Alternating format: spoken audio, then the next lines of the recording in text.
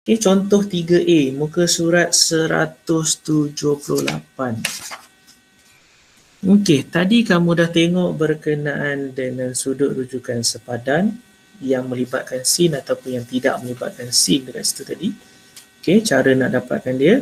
So, kali ni kamu nak tengok nilai. Okey, kali ni kamu nak tengok nilai pula. Untuk sin theta, cos theta dengan tan theta. Okey, dia beri kepada kamu macam tu pula bentuk soalan dia. Surat 178, 3A. Dia bagi bentuk koordinat pula dekat situ, trigonometri. Okey, dia bukan bagi bentuk biasa, dia bagi bentuk koordinat. So, apa yang kamu kena buat sebenarnya? Okey, dia suruh kamu tentukan sin theta. Theta kamu ada kat sini. Sekejap. Siapa ni? Okey. Sin. Mungkin betul. Okey.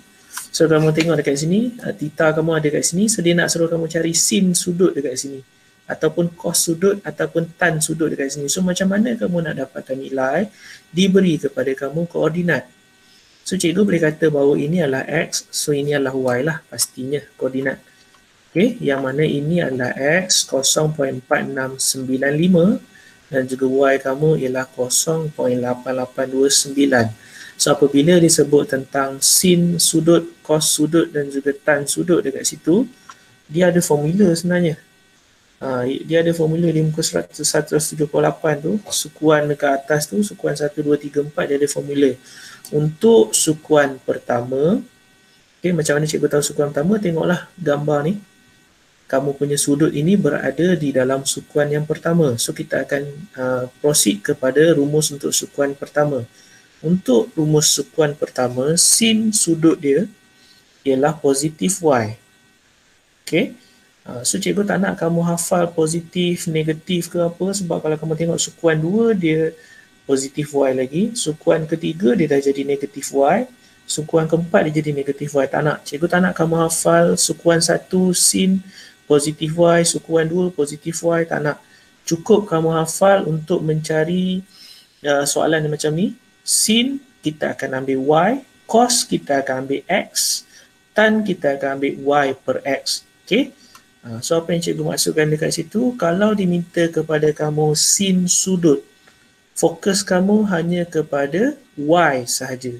So, Y kamu ialah 0.8829. So, untuk sudut ni, apabila diminta kepada kamu sin sudut ataupun sin theta dekat sini, sin kita akan fokus terus kepada koordinat Y. Okay, untuk sin kita akan fokus terus kepada koordinat Y. So, kita ambil lah terus koordinat Y kamu 0.8829. Selesai. So, untuk cos, kita akan fokus kepada koordinat X. Okay, untuk cos, kita akan fokus kepada koordinat X, iaitu jawapan cos sudut ataupun cos theta kamu ialah 0.4695. So, tak susah pun. Okay, cukup dengan sekadar kamu tahu apa yang dimaksudkan dengan sin. Sin tu nak cari koordinat apa, cos nak cari koordinat apa, dan tan. Tan kita nak cari koordinat Y per X. Okay, so ambillah nilai Y per X kamu ni. Tan sudut ataupun tan theta dia akan sama dengan 0.8829 bahagi 0.4695. So, dapatlah jawapan.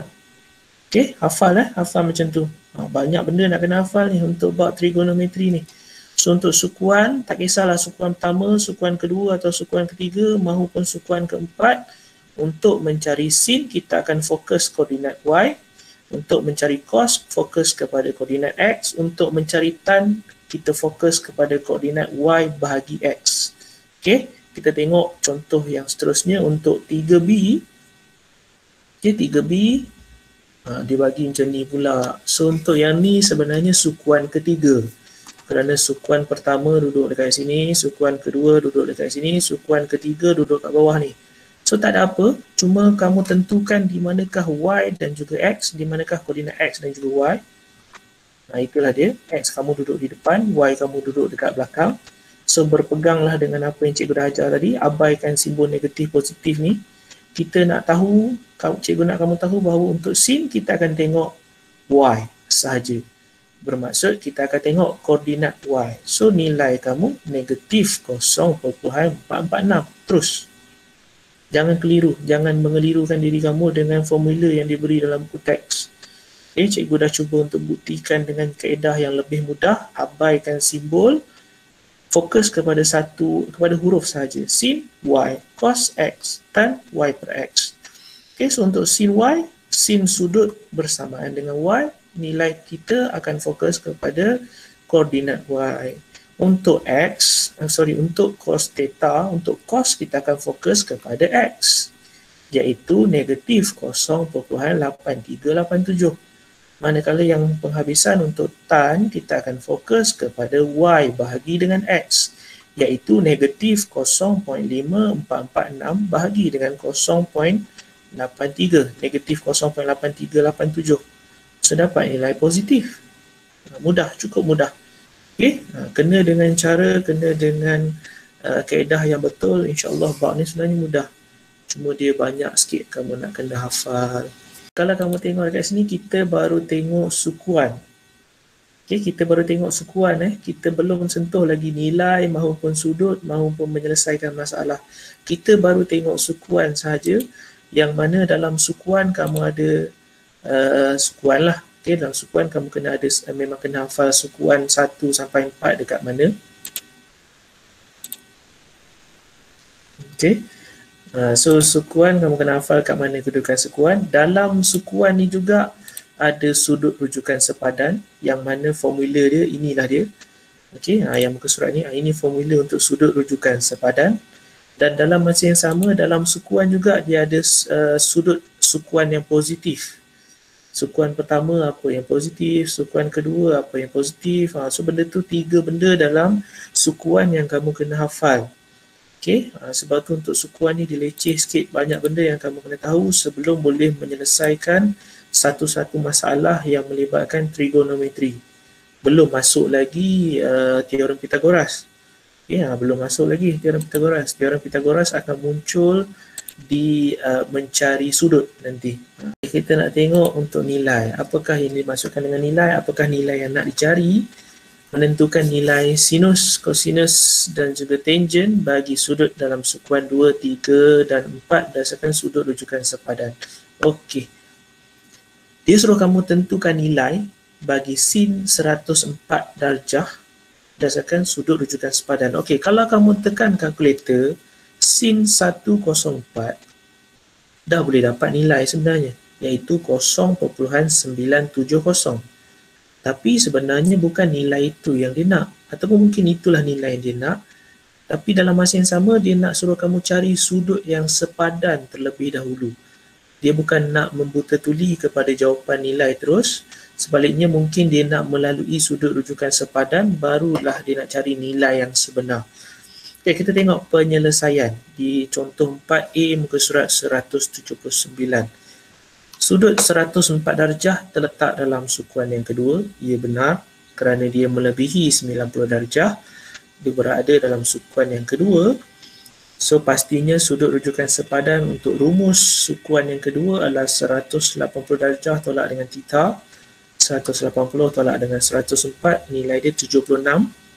Kita boleh kata bahawa sin 104 samalah dengan sin 76. Okay, kita boleh katakan macam tu sebab nilai rujukan sepadan dia dah sama, sudut rujukan sepadan dia. Dan yang terakhir kita akan semak positif ataupun negatif. Okay, memandangkan sukuan kedua adalah milik sin dan seharusnya dia akan jadi positif lah. Okay, iaitu sin 76 itu akan kekal sebagai nilai dia lah. Okay, so kamu baru kata bahawa 104, sin 104 sama dengan sin 76. Tapi belum habis lagi, kita nak tengok dia punya positif atau negatif. Memang 104 ini berada dalam sukuan kedua. Sukuan kedua adalah milik sin, positif. So kita kekal sin 76. So itulah nilai dia, 0.9703. Seperti yang cikgu dah cakap tadi lah. Sin 104 asalnya kamu boleh tekan kalkulator je ni. Sin 104. Dapat nilai yang sama macam kat bawah ni. Tapi dia nak suruh kamu lalu dahulu sudut rujukan sepadan. Barulah nilai akhir. So inilah cara dia. Okay.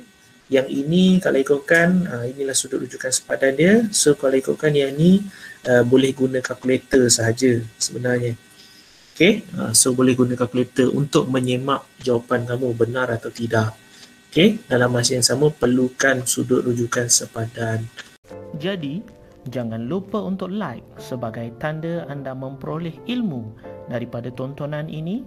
Tinggalkan komen untuk sebarang penambahbaikan dan seterusnya subscribe untuk tidak ketinggalan video-video yang baru. Sehingga kita berjumpa lagi. Assalamualaikum warahmatullahi wabarakatuh.